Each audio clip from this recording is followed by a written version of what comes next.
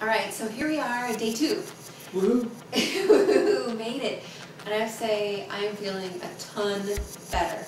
I dreamt about food last night. Like, food was characters in my dream. It was really bad. I was a hot dog. He's a hot dog. No, but... Who let the dogs out? Okay. So anyway, day 2 was much better. It was still difficult in the morning, and we did have to go to church and help. They had a big potluck. And of course our kids were eating, so we took turns. And he would grin and bear it and get them to eat. She would just look at me actually and say, I have to go take a walk. I'd be like, he looked at me and he's like, you look like a cornered squirrel. That's what he said. Yeah, look at this. I gotta get out of here. And so after getting food for the kids and watching them eat, I'm just like, I gotta get out of here. So I went and took a walk outside and mellowed out. And then I went and relieved him, and he got to go take a walk. And so fortunately, people are very understanding about fasting. So it was a church function. It was a church function, so everybody was very prayer, encouraging. fasting, it's all kind of. So they were very encouraging, thankfully, because here's a tip. Try to avoid telling people you're fasting, because you never know how they're going to react.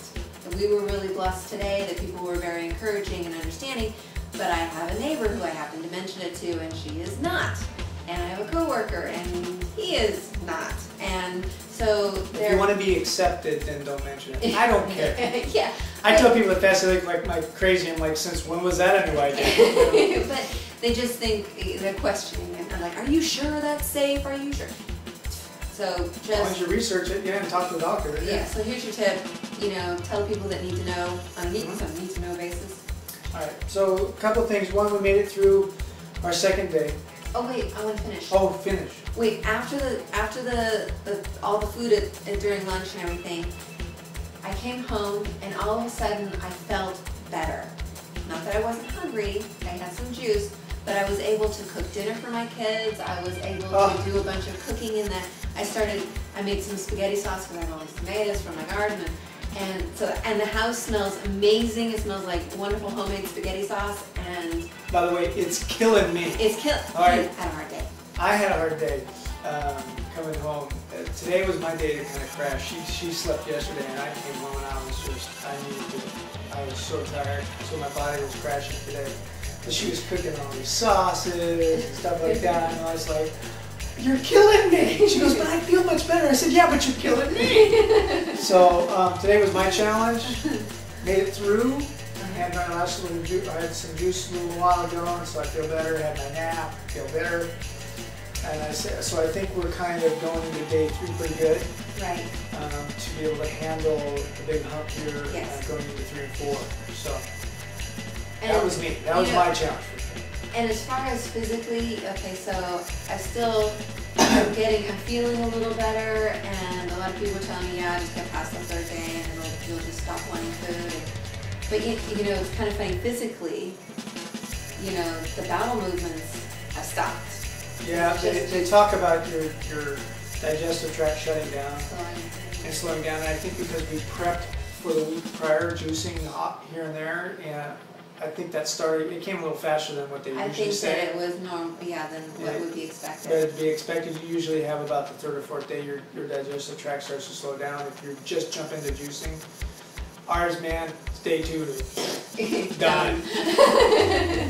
So gotta be aware of that. And as your body is detoxifying, it's the lining of your intestines is finally getting to purge a lot of toxins, and your colon is going to be able to purge a lot of toxins and shedding and repairing all of your digestive tract. So here's tip number 2. You need to get some enema bags. Yeah. And this is something they don't talk about in the movies, all this kind of stuff. Doctors will tell you that know anything about juicing, but since your digestive tract is shut down, and you're not doing number 2, you got to help yourself. Do that so that it gets rid of the toxins. Otherwise, it builds up and stays in your body. It's collecting in your colon. Which is not healthy, so you need to clean that out. And it's not something we really wanted to talk about, but it's necessary. It is. For people to really get a reality of what juicing is going to do to your body. So a healthy tip tip number, whatever we're on. Deux, trois, I don't know. I bought a thing of veggie wash, and I used it all up because you go through a ton of it, washing all your carrots and your cucumbers and apples and everything. Well, I found a recipe for veggie wash, and so I mixed some more and just poured it into this container because then it was already labeled. I knew what it was. But you definitely want to mix it into like an orange juice container, like something you mix frozen juice in or something like that, because it effervesces. And so you want to have it in something so it doesn't bubble over. You don't want to mix it in a container. And the final saga, well, maybe not the final saga, but our juicer broke. Yeah. Bummer. Well, Rich is amazingly handy, and so he got it. It's jury-rigged. It'll work. It'll work until the part gets here. Yeah, replacement part coming. We bought this Jack LaLanne juicer 10 years ago. At least 10 years ago. At least 10 years ago. The thing has been a champ. Finally broke. Yes. And so we ordered a replacement part for it. Fortunately, they're still in business. Yay. So we got a replacement part coming, so it is jury-rigged. So, you know, buy yourself a good, robust juicer. I've seen a lot of them out there. They talk about them, they range in different prices. And make sure you get some good reviews on it. Consumer Reports has a really good review on all the juicers. So do that and make sure that it runs like a champ. It just needs part. It needs part. So there you go. So should be getting it Monday. Yeah, happy days. Oh, and the other thing is that the volume of waste that is generated when you fill up your little catch basin of pulp, and it's, you know, 2 or 3 times a day, the volume of food waste. Fortunately, we have worms, and so they're very well fed. We collect all we had mentioned we were business owners, right? Well, Kate runs a vermicompost business, a worm farm. Worm farm. So essentially, so we have a little recycle bin that sits on our counter, and we collect all the stuff. We put it in there, and we feed the herd, as she calls it. A herd of worms. What do you call a bunch of worms? Our herd. You know, our herd, I guess. You know, gaggle of geese, but a herd of worms. I don't know. But we collect all this, we put it in here, all our cuttings from salads, everything we did prior to this as well. We save all that, and she feeds it to the worms. But they really love the juice pulp because it's so fine and they just mow through it.